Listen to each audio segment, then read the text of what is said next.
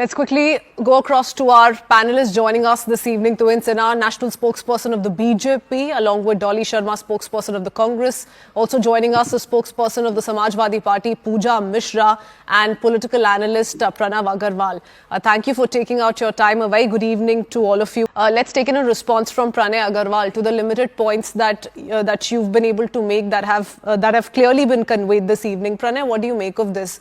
You know, Dolly, of course, admitting to the 30 figure. Many in the opposition are not even admitting to that figure. There are those who've come out to say thousands of people have died. In fact, Mamata Banerjee did not just call this Mrityu Kumbh, but she also has gone on to allege that proper documentation of those who've lost their lives in Prayagraj hasn't been done. So they're not being compensated. So these are very, very grave allegations. How would you respond?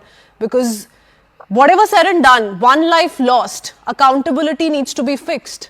And all of that falls on the shoulders of the government of the day.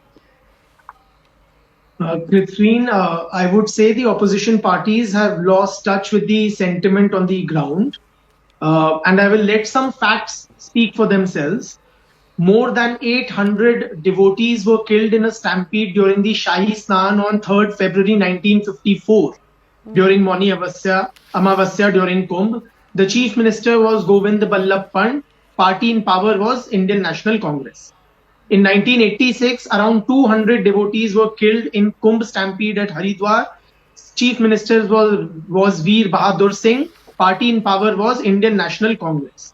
In 2003, 39 people were killed during Kumbh in Maharashtra, Nasik. Chief Minister Sushil Kumar Shinde. Party in power, Indian National Congress. 2013, 42 people were killed in a stampede at Allahabad railway station during Kumbh.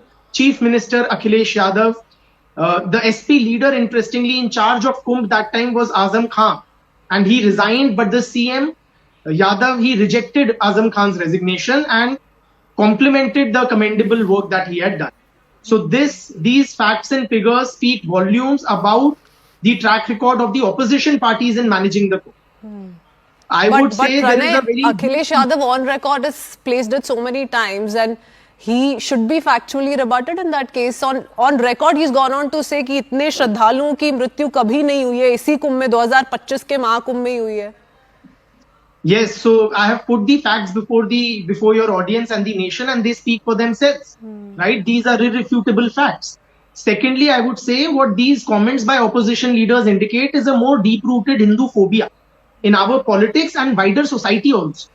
You know, India alliance partners, somebody calls Sanatan Dharma as dengue ka machhar, ya comparing it with, Mrityu Kumbh. I mean, it is in such poor taste. So that is why they are losing connect with the people. And, I would say that selective criticism of Kumbh or Hindu practices, ignoring or even defending objectionable practices in other religions, that indicates an inherent bias against Hindu traditions. And this raises a fundamental question mark on their commitment to secularism and religious equality. In fact, I would go to the extent of saying that to pander to one religious community, you need not demonize the practices of another. Even Muslims of Prayagraj, they have, stood shoulder to shoulder with the Hindu Shraddhalus. And they have helped during the stampede.